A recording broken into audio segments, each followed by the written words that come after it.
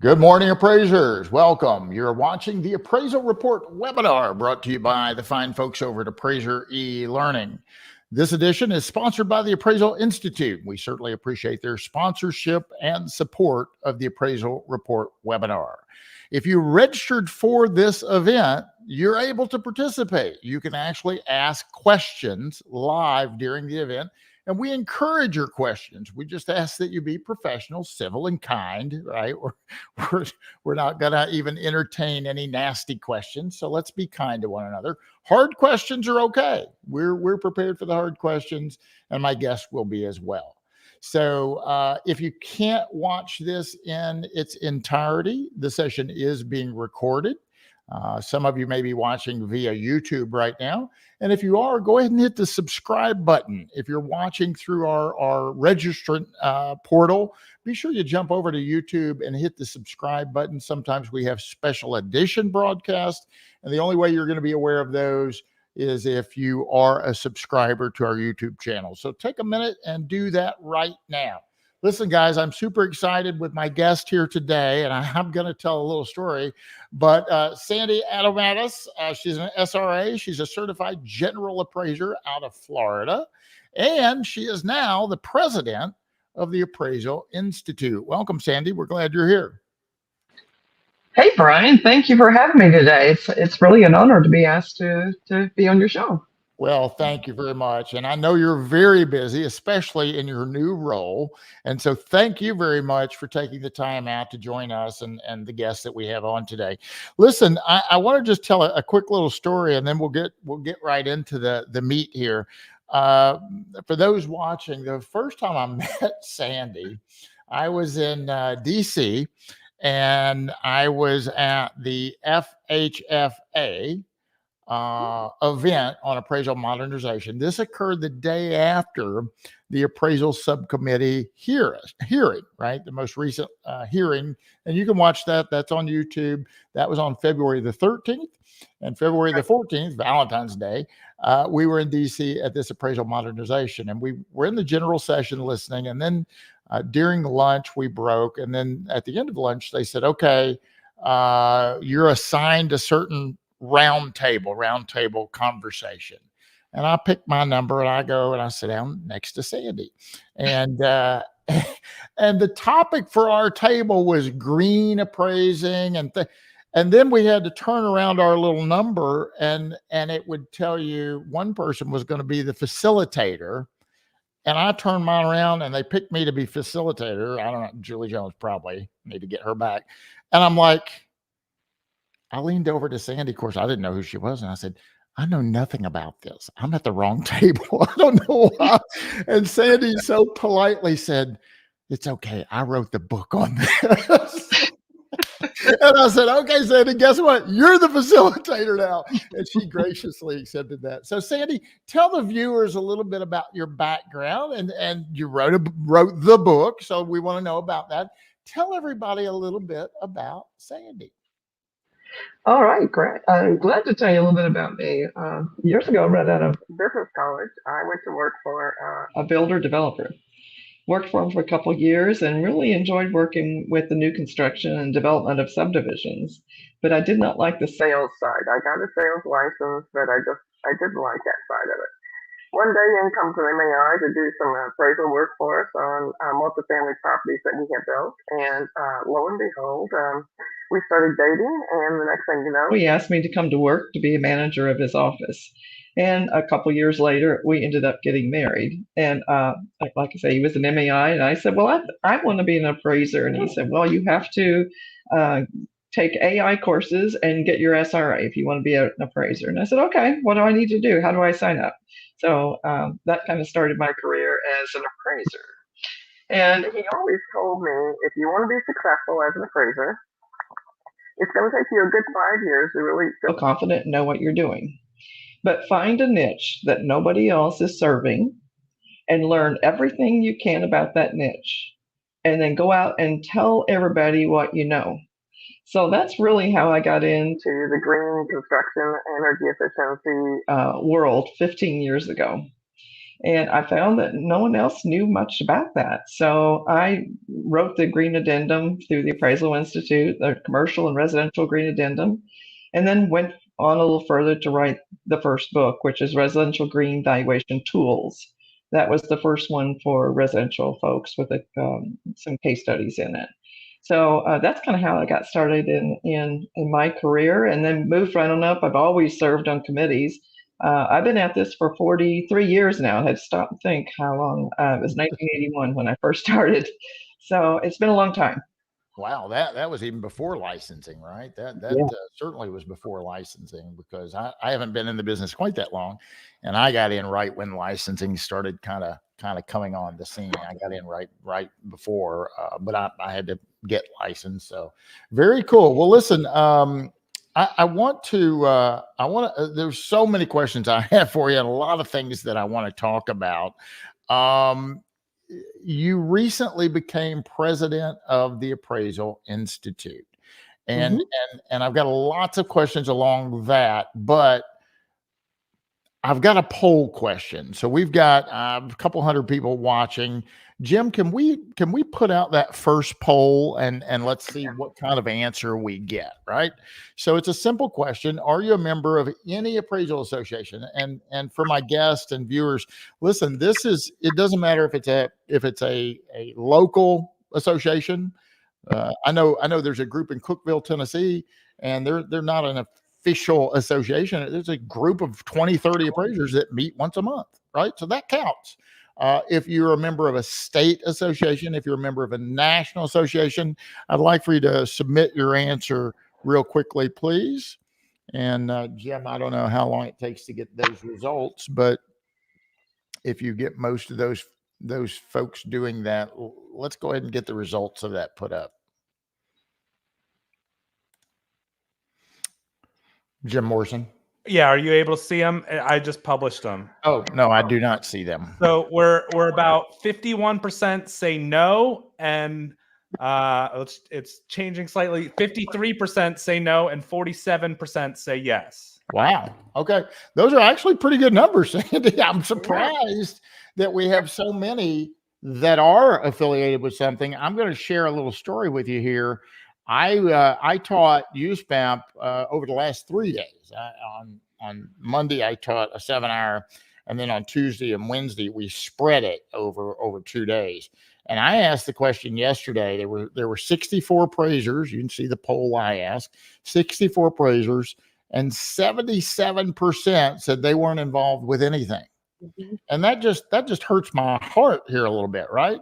So, Sandy, if there's somebody watching right now and they're in the 53% who said they're not a member of anything, what would you say to those folks as far as the importance of getting involved, joining some sort of a association or coalition? And AI, I know you're the president, so I know you want everybody to join AI, but talk about that a little bit, just as a practicing appraiser. I know you're passionate about the membership and the affiliation you've got there. So talk a little bit about that, if you don't mind. Yeah, I've heard the number 70% of people that aren't affiliated, appraisers that aren't affiliated. They're working on their own. They're doing the best they can do to make a living and serve their clients appropriately. But I can tell you that being involved, whether it's on a local basis, like you said, with a coalition or an organization like the Appraisal Institute, of course, I'd love for you to join us. You get a networking and you build a relationship with a number of appraisers that are hopefully smarter than you are. If you're the smartest one in the room, you're probably in the wrong room. So, I have really gained a lot from being around other appraisers at chapter meetings, at coalitions, at conferences. The ACTS conference was a good example where there were people from a lot of different coalitions, Appraisal Institute, in NAA, and you get to talk about problems that you see in your market. You can network with other people, ask how they're solving some of the issues. How are they developing new clients? How are they handling the requests from the GSEs now to support adjustments? Are you doing this? Are you charging more? I mean, we don't really like to talk about fees, but when you get in those small groups, or one-on-one, you talk about things that burden you in the industry, or in the profession, I should say, because we don't do widgets, so we're not an industry, we're a profession. I would Right. say that. I like that. But yeah, and it's just been invaluable to me. And this is where I get a lot of referrals as well, getting involved with other organizations, including the National Association of Realtors. I still get a lot of referrals from agents that have known me for years, and so getting involved will help your business grow. Listen, and in these times when, let's face it, all appraisers have been hurting over the last few years, right? I know my business has taken a major impact ever since COVID, quite frankly. My live education, I was set to do better. And not only did I not do better, I did a lot worse, almost out of business, quite frankly. And my appraisal business is not insulated either. We've taken a big hit. We're not nearly as busy as we'd like to be. But you bring a lot of great points if you get out and you network with folks. I know a young lady that works for us out of Texas. She spends a ton of time, Sandy, going around and speaking with real estate groups and title companies. She's getting so much private work, whether it be a pre-listing appraisal for a real estate agent, whether it be a referral for an estate, whether it be a divorce. She is staying very busy with very little lender work at this point. We're actually going around this afternoon to call on some attorneys this afternoon and tomorrow as well to try and do that. But just the networking opportunities. I know at every conference I've been, I've meet new people, potential clients, and other appraisers who, if they get into something and they need help. For instance, if I got something in green, with green, I'd be calling you at this point, because again, that's outside my wheelhouse. So we've got some questions coming in, and we want those coming in. We'll get to as many of those that we can during the broadcast, I promise you. But just stay patient with us, right? We want to talk about Sandy and what her vision is a little bit. So Sandy, you bring a lot of energy in to this role as president. And I met Cindy. You and Cindy came out to Colorado Springs, and thank you for doing that. It was great to see you there and your support. And so talk a little bit about what your ideas and your vision is for the future of the AI. I'd love to talk about that, Brian. And it was certainly a pleasure to be with Cindy out in at the ACTS conference. As you noted, I'm an SRA, residential designation through the Appraisal Institute, and certified general with my licensor. Last 15 years, I focused mainly on residential. And I know that the residential folks have felt unwelcomed at the Appraisal Institute. They felt like it was more of a commercial, good old boys network. I would invite you to join us again, or to come to a chapter meeting, call me and talk with me. One of my visions is for us to become a more welcoming, larger tent organization, welcome other people, collaborate more with other organizations. Even if you don't choose to be one of the members of the Appraisal Institute, we would enjoy having you attend some of our events at our chapter level, national level, some of our education. I want residential folks to feel like they can do same thing. They can be in the same position I'm in. I'm a residential appraiser, and I'm the president of the Appraisal Institute. That's awesome. And 8 of our members on the board of directors are residential members. That's history, never happened before. So we are moving more toward recognizing that the residential members are important. I don't care if you want to be designated or not. We would enjoy having you as a practicing affiliate. We have that category. Or if you want to start working toward a designation, we have a candidate membership. So we have different categories of membership, and we want to open that tent. We want everybody to feel welcome. We're all working in this profession to move things forward. And we are revamping our education, and you're going to see a lot more education geared toward the topics that concern the residential members, because we realize they are hurting and they need to be prepared to work outside the lender world. That's all you've been in, is the lender world. You've got to figure out a way to expand your book of business, which may mean you need education to help you move in that direction. So we want to be open to doing that. So those when I ran for VP, those were the big things I ran on, is improving our membership and welcoming of residential appraisers and collaboration with other organizations, because we can learn so much from others and we can give back to them and help their organizations as well. Yeah, and I'll tell you, I've taken some of the courses you talked about. You know, I took, gosh, years and years ago, I took one of the litigation courses that you guys offer, and the one that I loved was you had a mock trial as part of the curriculum, and it was just a lot. I got to play the jerky attorney, right? And so it was just a whole lot of fun, and I learned a lot from depositions to actually behavior as an expert witness. I just flew out to Iowa and took a course that you had out there. It was a very good course. And so, and I didn't get CE for it. Oh. I didn't fly to Iowa to take that class for CE. I'm licensed in 4 states. I'm licensed in Kentucky, Tennessee, Texas, and South Carolina. And I got an email saying this course isn't approved for any CE in those states yet.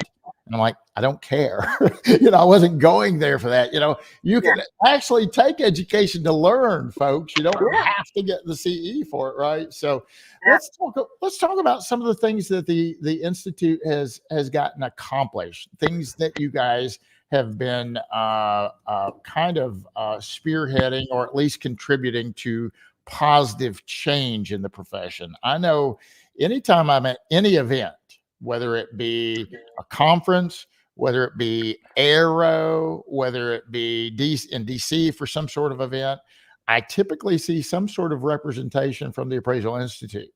I know Scott is there a lot, talking about PAREA, which we'll get into in just a minute. I know that we talked about, you know, changing some of the barriers to enter into the profession. So let's talk about some of the things that you feel that the AI has been a leader in fostering change, positive change for appraisers in our profession. Yes, that's great. You know, one of the biggest benefits, I think, from joining the Appraisal Institute, and you just mentioned it, is our lobbying effort. We have full-time staff in Washington, D.C. that spend 80 to 90% or more of their time on residential issues. A lot of our members don't realize that, but you know, they're working with the GSEs, they're in the room. If we're not at the table in the room when these things are discussed, we're left out and they're going to make changes that we won't like. We can't always make the change happen the way we want, but we won't have influence unless we're there. So Scott and Brian Rogers and Scott Baggio are here in DC. We also have a consulting lobbying firm that we hire that work with us to help on the federal and the state level. On the state level, I will say that a lot of the appraisers aren't aware that in their states, they don't have what we call a statute of repose, or some would refer to it as a statute of limitations, which means some appraisers are in some of those states can be sued 20 years after they've done an appraisal, because there's no limitation as to how long somebody could sue you for. Now, you think about that. As you can tell by the color of my hair, I'm toward the end of my career. I'm not at the beginning of my career. The last thing I want to have happen to me is to retire and then somebody sue me for something I did 20 years ago, and I don't even have a work file. I can't defend myself. So we've worked in those states. So far, there's 14 states out of the 50 that have statute of repose. So I'd encourage all of you to find out, does your state have a statute of repose? What is your liability there? And if you don't have a statute of repose, you know, contact Scott DeBazio in our Washington office, and he can give you some great talking points. He can help you in those states. We have been, I would say, we're the only organization that has full-time staff lobbying for nothing but appraisal valuation issues on the federal and the state levels. And that is such a benefit that we don't even think about.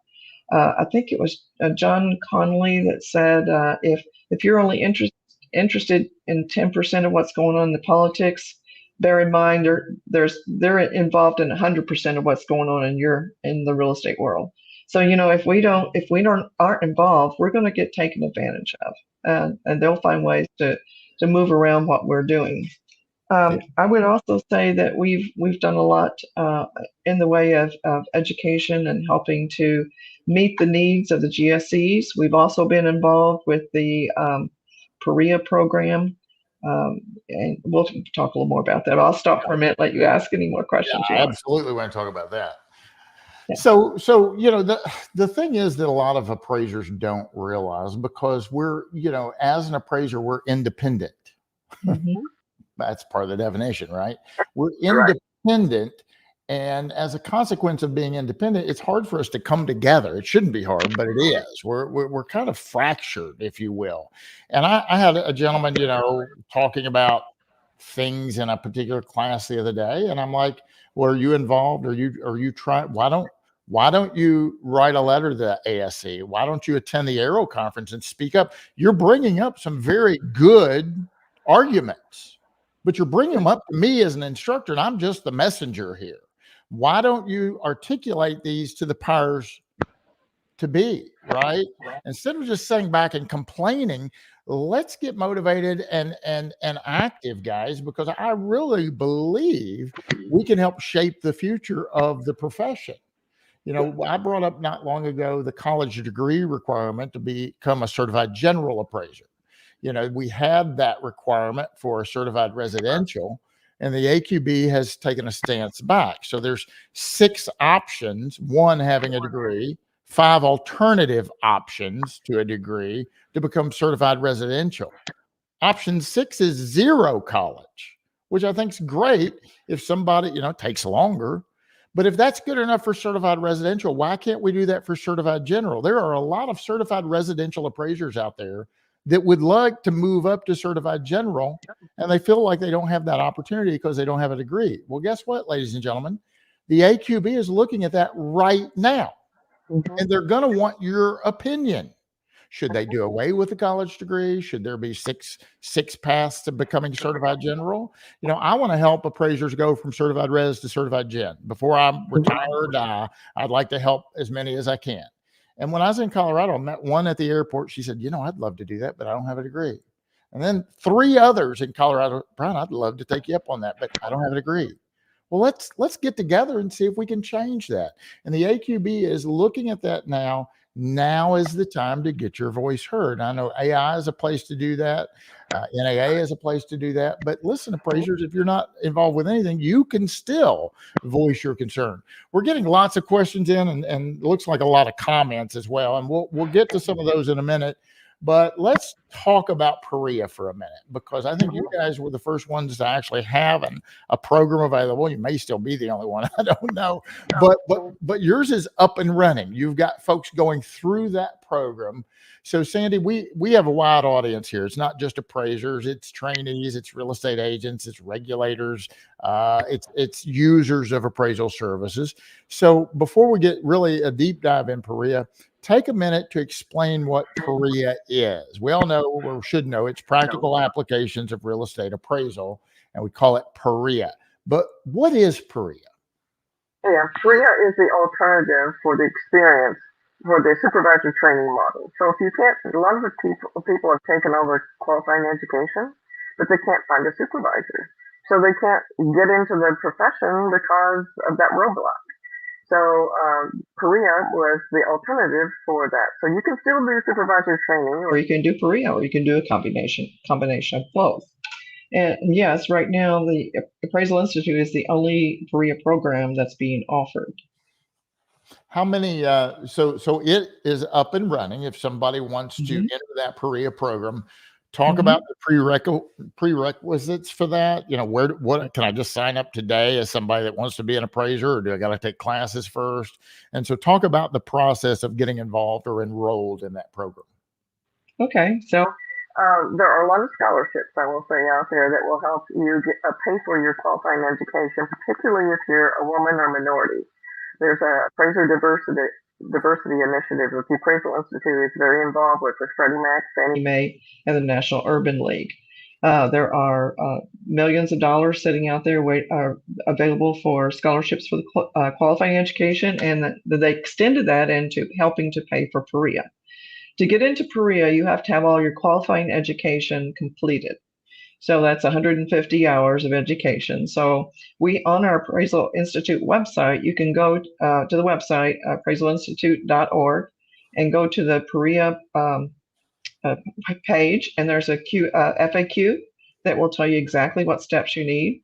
Also, there's a checklist. So if you say, I want to register that I'm interested in PAREA, that doesn't mean you're going to sign up for it, you're interested in it. And you want to start completing a checklist. So you sign up and you can start through the checklist. It'll tell you exactly which classes you need. And you'll have to upload your certification from each of the qualifying classes. You have to upload that you passed each of the exams. Once you do that, then you would be, if your state has licensed residential, certified residential, and they've accepted PAREA for the experience part of your requirement, then you are able to go into the PAREA program. I will tell you right now, we have 138 aspiring appraisers working in the program. We had a little more than that, 17 dropped. As you all know, everybody that thinks They want to be an appraiser really doesn't know what that means. Sure. And so sometimes people get into it and they find out, oh my gosh, you have to do math. So some of them drop early. And so we've had 17 drop, which isn't a huge number. So 138 working on it. 5 right now should be finishing up this week or next week in the first module. There's 2 modules. First module is for licensed residential. Second module is for certified residential. And you have to go through both to get your 1,500 hours of experience to set for your state exam. There are 48 states right now that accept PAREA as all or partial experience. So you would need to check with your state. Sandy, and your audio is going in and out just a little bit, so I don't know what to do with that. But how many states was that again? 48 states. Okay, that have accepted PAREA total. correct. Well, it's partial or all. There's Partial some or of them accept is partial, some is 100%. So you'll have to check with your state to see what your state allows. Gotcha. And if you go on the Institute website, they'll tell you if your state has accepted. At that point, yeah. And so we have 1,700. Get that number. 1,700 participants that have gone in to say they're interested and they're working through their qualifying education right now. So that leaves that, we've got 5 full-time designated appraisers that do nothing but mentor these folks through the program. So 5 people are taking on between 30 and 50 aspiring appraisers each. So we're at capacity right now. One of the things that has hurt some of the students coming in is the qualifying education that they took did not prepare them to start writing reports. We found that those that took AI education, I know some will probably think that's just self promoting, but we're really finding out that those that have taken AI education are able to go right into the program and start working through. In the licensed residential, they have to write 10 appraisal assignments, and these are actual properties where they have to actually work through the appraisal assignment, do an actual report. Work with the mentor to make sure the report, they've supported their adjustments. They actually have to prove their adjustments using market extraction and sensitivity analysis, cost and depreciation. They actually have to make it USPAP compliant. And they are a variety of types. So some are for private work, some are for GSE work, some are BA, some are FHA. So they're learning a variety, and they're using appraisals from all over the country. So you're actually learning to do a really good job in market analysis by working through this. That's great. So we're finding. Okay, go ahead. I'm sorry. Go ahead. 45 days is typically what each appraiser that's working here is finding to do each case study. 45 days for what? Because they're working other jobs. They're working full-time jobs. They're doing this part-time. Great. Where is the first registrants, right? The kind of the ones, and I know different people work at different paces. I get it, but where are we toward the finish line? Have you had anyone completely successfully get through the PAREA? And if not, where are they in that process? Okay, so we put it on the market in September of 2023, so last year. So we haven't had, hasn't been on the market a long time.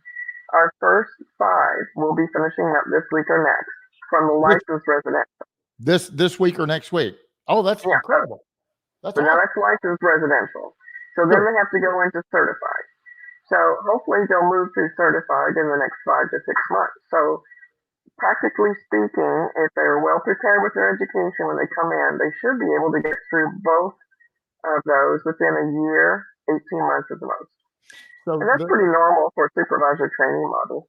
yeah. So the 5 that are going to be completing the program this week or next week, I know that's license level. Are they, or do you know the intention? Are they going to go ahead and try to take the license exam and get license level and then pursue certified res, or are they just going to go straight for certified res, or do you know the answer to that? I don't know the answer, but there's not that many states anymore that has a licensed residential. So Yeah. I would assume most of them are just going to Go right into the certified residential module and then take their exam. Very good. Very good. Well, I'm going to pause you right there. I've got some additional questions about PAREA, but I want to pause you right there for just a second. We've got lots of questions coming in. I want to read one more of a comment than question. And then I know Jim has a shout out to our sponsor. So, well, I thought I was going to read one. I guess we've had so many coming in. Give me 1 second here. This was just such a great comment. And Ebony, thank you very much. Ebony says, the world is changing every day. If most people just change their thinking from negative doom and gloom to where and how I can pivot, they would probably find a gold mine of work. Ebony, thank you for that comment. Guys, it's easy to just be negative and blue and discouraged. I mean, that's the easy road. It takes a little bit of effort to try and be positive. And boy, I tell you, it's a lot better place than just being doom and gloom and negative all the time. But we've got a lot of comments and got a lot of questions, and we're going to get to some of those. But first, Jim Morrison has a word or two. Yes, our sponsor today is the Appraisal Institute, and today is the Appraisal Institute's virtual lobby day. Help us take Appraisal Institute's message to the halls of Congress. Contact your senators and representatives to support vital legislation that modernizes the appraisal licensing system and ensures transparency in appraisal fees. Visit Appraisal Institute on LinkedIn for instructions how to find your member of Congress and talking points of what to use when contacting their office. Thank you for your vital support in the profession. And I just popped up an ad, and I know that says buy now, but that's a link. You don't have to buy anything. That's a link to their LinkedIn page that'll give you those talking points to talk to your congressman. Thank you, Jim Morrison. And again, thank you to the Appraisal Institute for their sponsorship of this edition of the Appraisal Report webinar. Also, thank you, Sandy, for being here. Let's get into some questions. Before we do that, I have one final question I want to ask you about PAREA. I know a lot of appraisers have had mixed feelings about the PAREA program. I mean, they have. Yeah. And the thought of someone having the ability to become licensed or certified, credentialed, if you will, without having a supervisor really, really upsets a lot of appraisers, right? And I'll be honest, at first I was kind of on the fence with it. I didn't know, I didn't know how I felt about that. We understand there's a mentorship, and they got to check in with their mentor, and that mentor has to guide them along the way. And guys, they still have to pass the exam. So they got to still take all the education and pass the exam. What do you think, and what has the folks over at AI that have talked to these candidates on a regular basis that are going through PAREA, what is the typical mindset of these folks when they come out on the other side? Are they going to, because PAREA really doesn't talk about running a business. This is talking about how to become an appraiser, right? So are you finding that most candidates that are going through this program have the intention that when they get out and they take the exam, that they get their own business, they hang their shingle up, and they're open for business? Or do you find that they're going to be wanting to look to work at a firm? Or what's kind of the consensus of the folks in the program right now? That's a great question, Brian. And it's one that I think is important for people to understand. They're not going to get out of PAREA and open up a shingle. they're going to go to work for a governmental agency. They may go to work for Fannie, Freddie. They may go to work for the Department of Interior, or they'll go to work for one of the large appraisal businesses, professions that are offering appraisers, residential appraisers, a place in their business. And they'll get some, we have Appraisal Institute members who are involved in very large appraisal businesses. And they're saying to us, I'd love to have somebody who is actually trained by a designated appraiser. And they know that the mentors that we've hired are some of them have been AI instructors. So who better to train those people than someone who's designated and who has taught the courses? And I noticed in the chat somebody said 45 days, what kind of appraisers are going to turn out? 45 days is per appraisal, not for the entire module. So they're looking, it's 45 days times 10 appraisal assignments, plus they have to write 3 on their own without the mentor's help. And once they write those 3, they have to be reviewed to make sure they meet AQB or USPAP requirements. If they don't pass those, they're asked to write another one. So it's a pretty rigorous program. Think about airline pilots. They're trained to fly an airplane using a flight simulator. The PAREA program is very similar to flight simulator kind of a training. It's virtual, yes, but they're actually real properties. They still have to go on the internet, learn to use the MLS. They have to look up deeds. They have to go to local websites, governmental websites, look up zoning. So they're doing the same things that you're doing. I always like to ask them, people say to me, well, you're dumbing down the appraisal profession. Then I'll say, okay, none of you have ever seen a bad residential appraisal, have you? And they all start laughing. And I'll go, okay, now, who trained those people? And Right. it's kind of like, oh, never thought about that. Right. Let's get to some questions, Sandy. And again, we can hear you throughout the broadcast, but you're for some reason coming in and out. I don't know if you maybe get a little bit closer to your microphone, because sometimes you sound fantastic, sharp and clear, and sometimes it's okay. That whatever you're doing right now sounds great. When you just said okay. Perfect right there. Don't move. That sounds great. So let's get to some of these questions. And some of these are kind of tough, right? Jim says, what is the Appraisal Institute or any appraisal group doing to stop Fannie Mae from using appraisers' data? Fannie Mae has a database of over 71 million appraisals to provide borrowers with appraisal waivers on purchase transactions and now second mortgage loans. What is AI or any other appraisal group doing to stop Freddie Mac from eliminating appraisers by using ACE and PRDs for sales and now refis? This product doesn't even provide a value estimate. I'm going to let you answer that first, and then I can't help myself. I've got a comment on that as well. But Sandy, go ahead. Okay, Brian. Well, again, like I say, we're at the table every time there's a meeting that happens. That's with Fannie, Freddie, FHFA, or with the OCC, with TAF. We are there at the table, and usually it's an officer and officer of the Appraisal Institute, and Scott or Brian or one of our consultants from the lobbying group. And we're always telling them, talking about what value the appraiser brings to the table. And we've got to stop and think about, over the years, we've kind of they've gotten some bad appraisals. That's going to happen. That happens in every profession. But I can tell you that the cookie cutter assignments are going to go away. There will always be work for the appraiser who wants to do lender work, but it's going to be the more complex appraisal assignments. So that means it's those difficult ones that they don't have the data for. And their risk factor, they can judge that pretty quickly with the data they have. Yes, they used our data, and we've been lobbying for them to release that data to us. They've released some of it, but not all of it. And so we're constantly talking with them. The best thing appraisers can do is prepare yourself, take the education you need, and write appraisals that are quality appraisals. You'll always have business. Yeah, very well said. Listen, I don't know why any appraiser thinks that you have a constitutional right to receive work for the secondary market folks.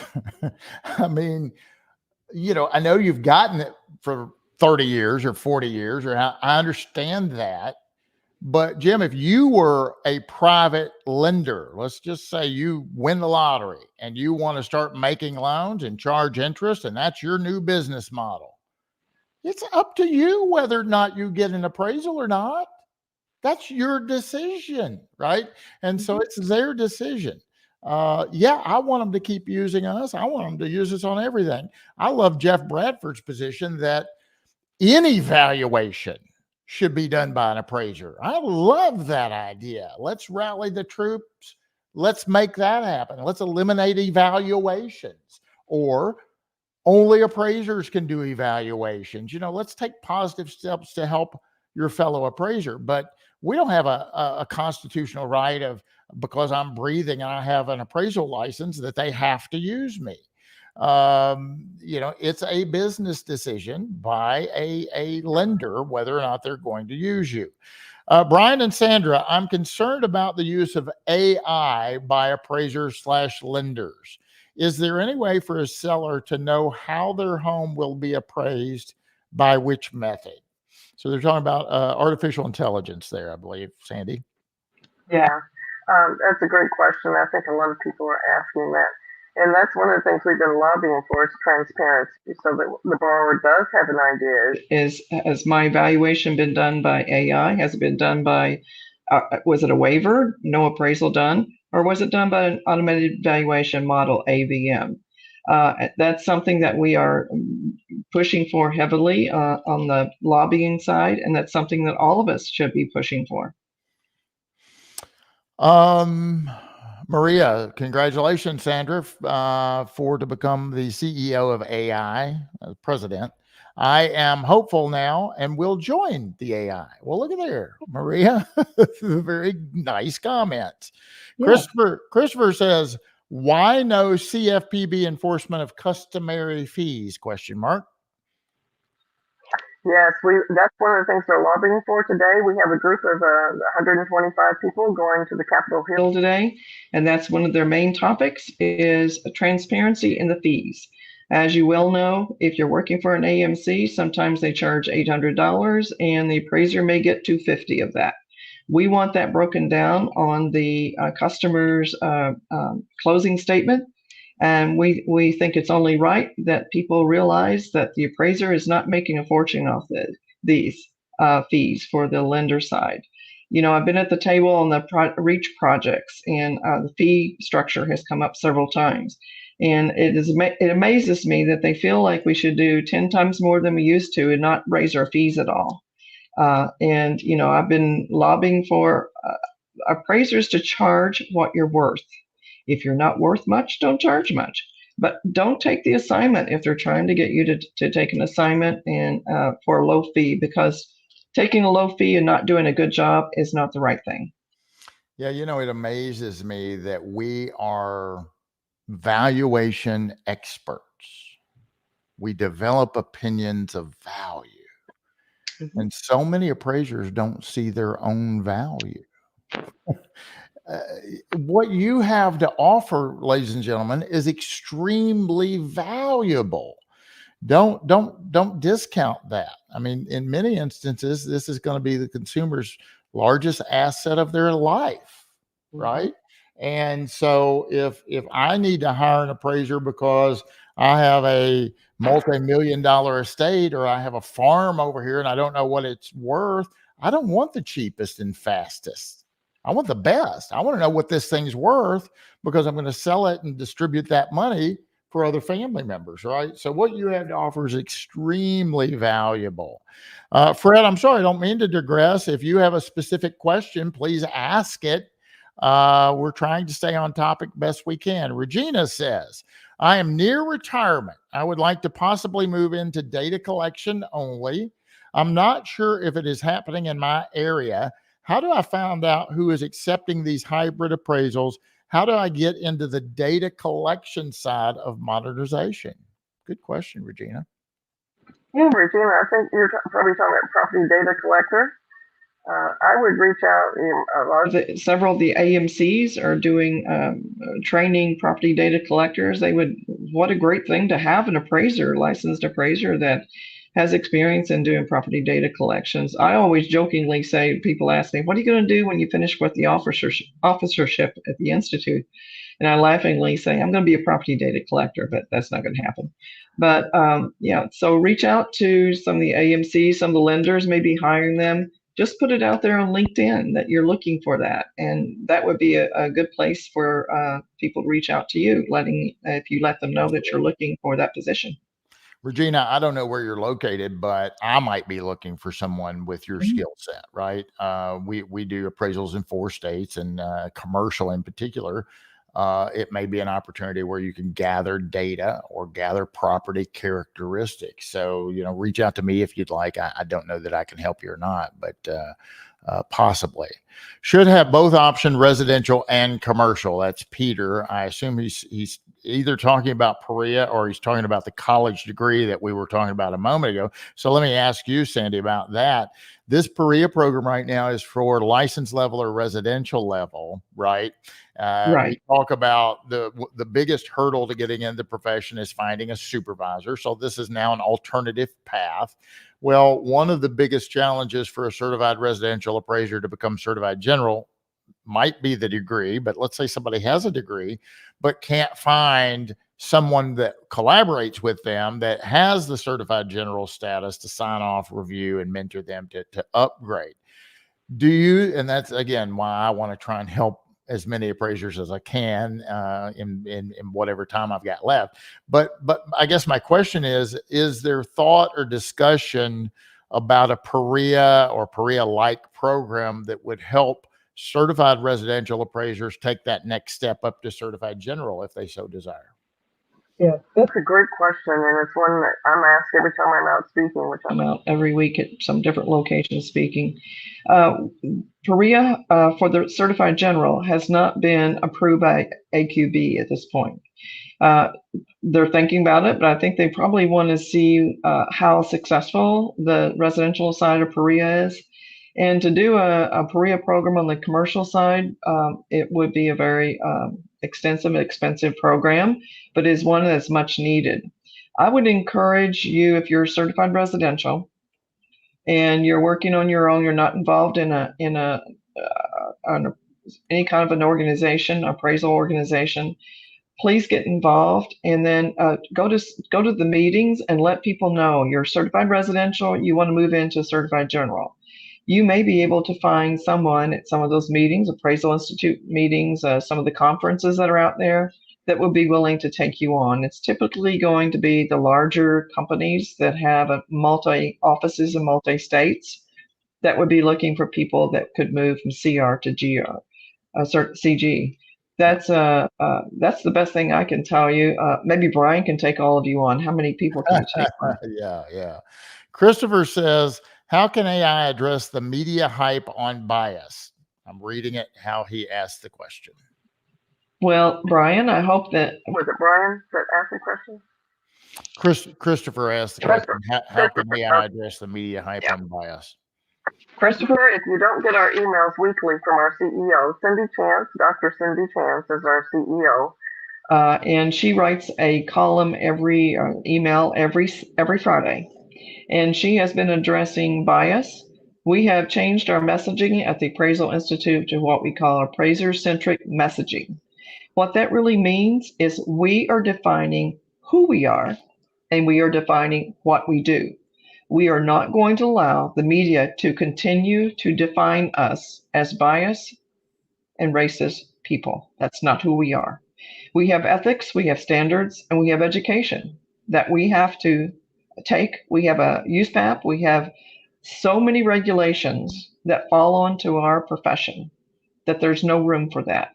That's not to say there aren't some bad actors. There are in every profession, but that's not overall who we are. So if you haven't seen some of Cindy's messages, go onto the website and you can scroll on the first page over and you'll find her messages there that talk about what we call false narrative of bias. So tune in.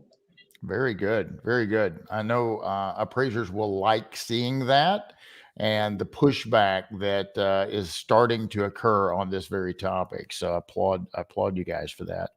Robert said, what are all the recent AMC appraisal requests out for bid? They sent them out for bid. This is driving down our fee. What happened to customary and reasonable fees? Fees are now lower than they were 20 years ago. If you want to opine on that, Sandy, I don't have an answer for Robert.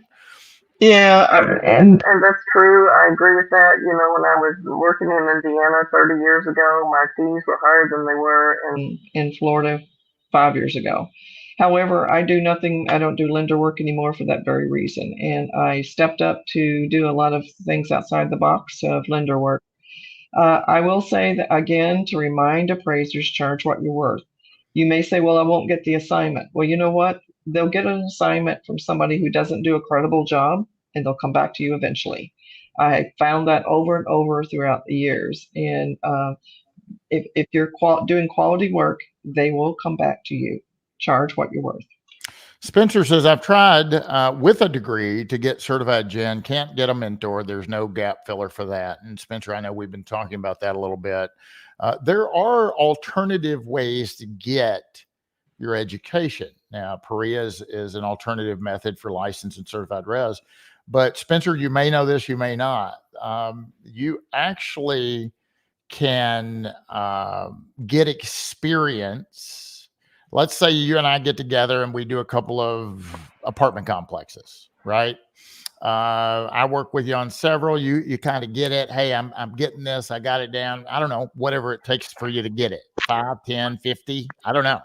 But nothing would prevent you from doing every apartment complex in your community without having a client, without having an assignment. You're not going to get paid, but you could gain experience credit that way. You don't have to have a client. It doesn't have to be a traditional assignment. You're still going to do the appraisal and write the appraisal report, have support for what you do as if you had a client, but you could gain experience credit that way. The Appraiser Qualification Board now allows for 100% of your experience to be achieved that way. You do need to check with your particular state. They may or may not allow that, but there are ways, Spencer, to do that. And if you want to reach out to me offline, I'd be happy to give you some other ideas and suggestions. Before I get to any more questions, and we've got a bunch, so we're going to try and spend as much time as we can. I know I've only got you here a little bit longer, but I want you to make some predictions, Sandy. What's your prediction for the future of appraisal? What's your prediction for the future of working appraisers? What does tomorrow look like? What does next year look like? What does 5 years look like for a credentialed appraiser in the United States? Well, I'm a very optimistic person on that. And I think that if you really love this profession, love what you do, and you're you broke technology into your appraisal reports, you will always have a job. And if you're a lender appraiser only, if that's your only client you want, you will still have work, but it won't be the work you see today. And they are, I can tell you, when I was at the FHFA Summit, they were saying hybrids will be a large portion of what they will be ordering in the future. So, and they want to see us implement more technology. So we're going to have to learn new technology tools. We're going to have to implement those into every appraisal assignment and be willing to do the advanced or complicated assignments. I think in 5 years, you're going to see a lot more artificial intelligence technology involved in the appraisal process. I don't think the appraiser's input will always go away. In some categories, they will, when it's a cookie cutter with a lot of data. But there will always be work for us. 10 years from now, my goodness, I can't even imagine. With all the technology and artificial intelligence now, it will be something that probably none of us will recognize, but we will still be a part of the real estate ecosystem. I truly believe that.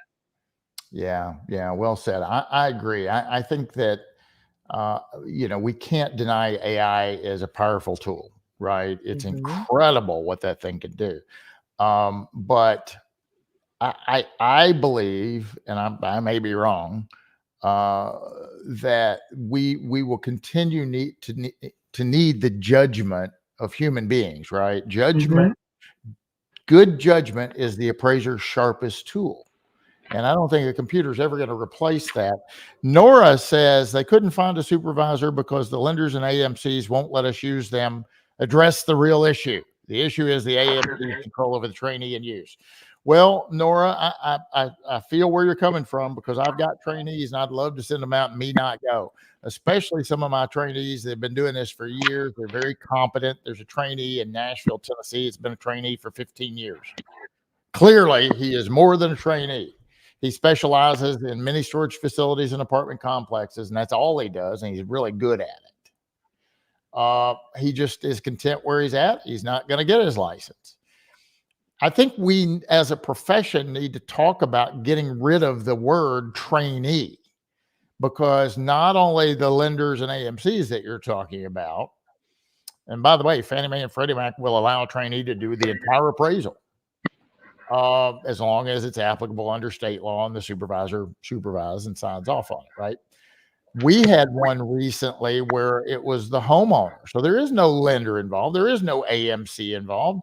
And the homeowner said, I don't want someone in training to come to my house and appraise it.